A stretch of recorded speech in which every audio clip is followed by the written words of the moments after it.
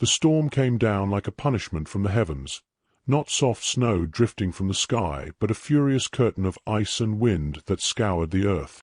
The prairie was wide and empty, the horizon swallowed whole by the blizzard's white mouth. To ride through it meant to risk the marrow in one's bones freezing solid, and yet a lone rider pressed forward, his hat pulled low, his jaw locked against the sting. Elias McGraw was no stranger to storms, but even he knew that a night like this could swallow a soul without trace. Still he rode, because something in his gut whispered that not all battles were fought with bullets. Some were fought with the decision to keep going when the world itself told you to stop. His horse snorted steam, each breath like a signal fire vanishing into the gale, when Elias caught sight of something. No, someone, half buried near a skeletal tree. He pulled back hard on the reins. For a moment he thought the storm had tricked his eyes, made a shape where there was none. But then the figure moved, weak as a fallen sparrow's flutter. Elias dismounted, boots crunching into snow that clung and pulled like quicksand. She was a woman, mid-twenties perhaps, though the storm had already tried to claim her face with its frost. Her dress was torn and thin, fabric stiffened by ice. She clutched a shawl that had ceased to be of any use long before. Her lips were cracked, blue, whispering words he could not make sense of. The way her body curled told him she had not simply lost her way, she had been left. Elias bent low, brushing the snow from her face with a leather-gloved hand. Her eyes fluttered open, dark irises clouded with pain, yet even in that haze he saw shame in them, like she feared being seen. She tried to speak, but all that came was a ragged murmur. He hushed her gently. "Don't you quit on me now." His voice, deep and roughened by years of silence, carried a tenderness she had not expected to hear. With a grunt, he pulled her up, wrapping his long duster coat around her. Her weight sagged into him, fragile and cold, but her pulse still beat against his chest, faint as a trapped bird. He lifted her to the saddle, mounted behind, and pressed his heels to the horse. The storm wailed in protest, but Elias was stubborn as iron. The ride to his cabin was long and brutal. Snow clawed at his face, his horse stumbled more than once, and the woman in his arms shivered so hard he feared her bones might splinter. He whispered small things to her, though he did not know if she heard, that she was going to make it, that storms always passed, that she was not alone. In truth, the words were for him too, for he knew what it was to ride with emptiness beside you. At last, the faint glow of his cabin's lantern cut through the snow. Relief surged through him as he carried her inside, shutting out the howling wind with a slam of the wooden door. The cabin smelled of cedar and smoke, one room simple and spare, but to a body near death it was salvation. He laid her on a pallet by the hearth, stripped away her wet boots and stockings, and wrapped her feet in wool. The fire's glow painted her cheeks in fragile color. He brewed broth in a dented tin pot and, when it was cooled enough, touched the rim to her lips. At first she did not swallow, but then instinct claimed her, and she sipped, the smallest sign of life returning. All the while she avoided his eyes, pulling the coat tight as though it were a shield. He asked only one question. "Who left you out there?"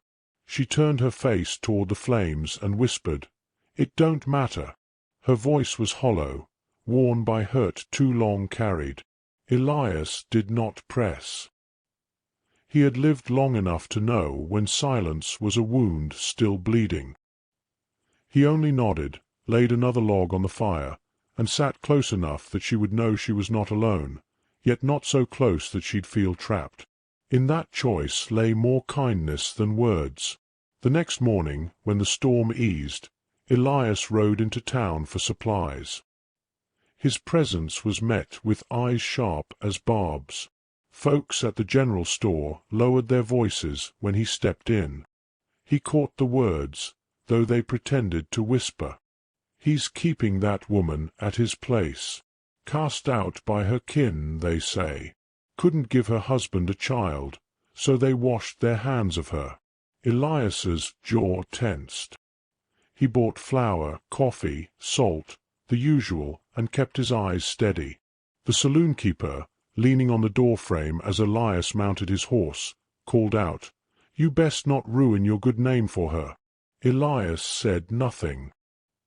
He only tugged his hat lower, the set of his shoulders answering in place of words. Back at the cabin, he found her awake, wrapped in a quilt. She looked at him as though uncertain he would return. When she spoke, it was soft, like a confession. "You should have left me. I wasn't worth keeping." He set the flour sack down, shook the snow from his coat, and finally looked her in the eyes. "Storm don't decide who's worth keeping," he said. "Folks do, and they ain't always right." Something shifted in her then.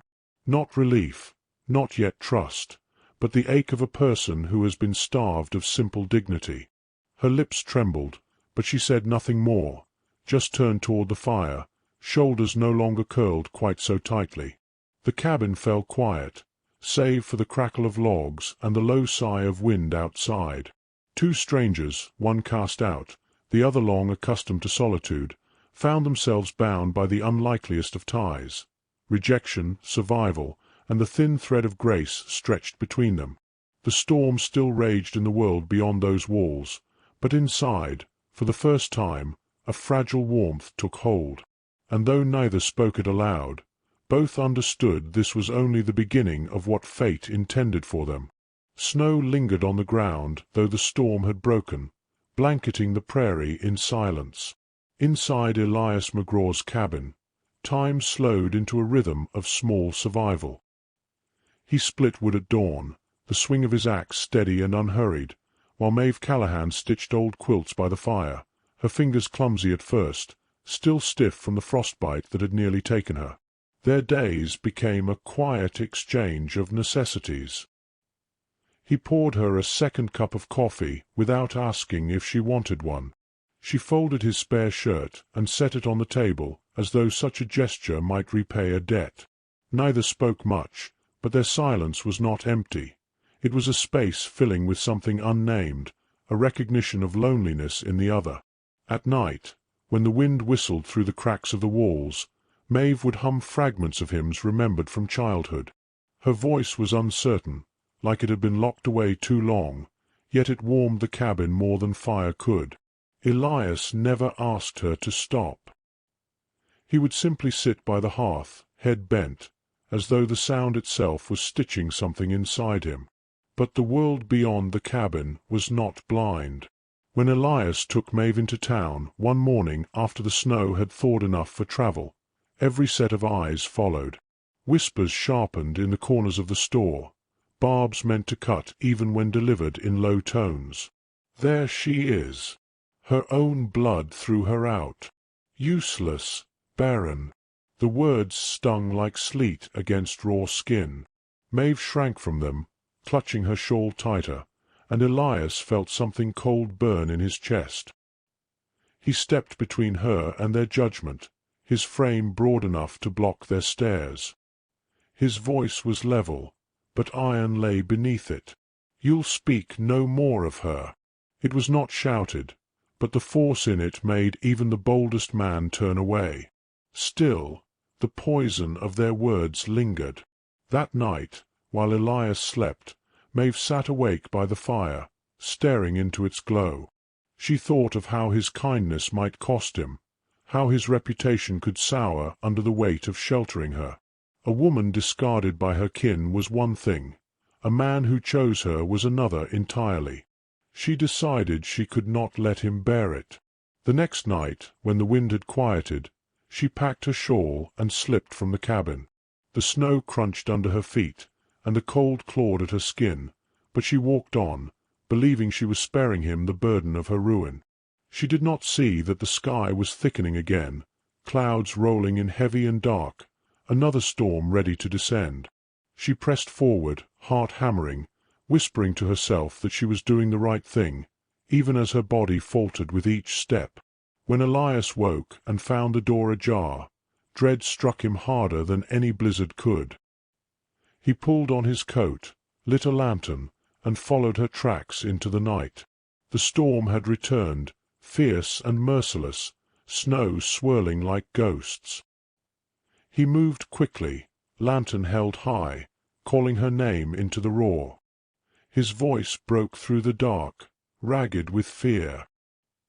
He had not felt such urgency in years, not since the war had taught him how quickly a life could be snuffed out. He found her collapsed in the snow, her shawl tangled around her, breath coming shallow. Her eyes lifted to his with a kind of despair that cut deeper than the cold. "I don't belong anywhere," she whispered, her words nearly stolen by the wind. Elias dropped to his knees, his lantern throwing desperate light over their figures. He gripped her shoulders, his breath steaming in the frigid air. "Then belong with me," he said, voice breaking through storm and silence alike. "Storm or no storm, your place is with me." His words were not a plea, nor a grand declaration. They were steady, solid, an anchor cast into the chaos. Maeve trembled, tears stinging her frozen lashes, and for the first time she let herself lean into him. He wrapped his coat around her, lifted her against his chest, and began the long walk back. The storm howled, but it no longer felt like a force meant to end them. It was a test of how fiercely he would hold on. By the time they reached the cabin, both were near collapse. Elias set her by the fire, feeding the flames until the room glowed gold against the night. Maeve clutched his sleeve, her voice small but certain. "I thought I'd only bring you shame." He met her eyes, and in them was no pity, only truth. "What brings shame is turning your back on someone who needs you. I reckon I won't ever do that." The silence that followed was no longer heavy. It was full, of breath, of warmth, of something growing steady between them. The fire cracked, the storm raged outside, but within those four walls there was belonging, fragile yet unbreakable. And the tale, as it often does, comes to you with a reminder, traveller, storms in life are many, and they strip us down to nothing. But sometimes salvation is not a miracle or a thunderclap from heaven. It is a voice that refuses to let you go, and a place, however humble, where you are told you belong. That is how storms are survived. That is how souls are kept.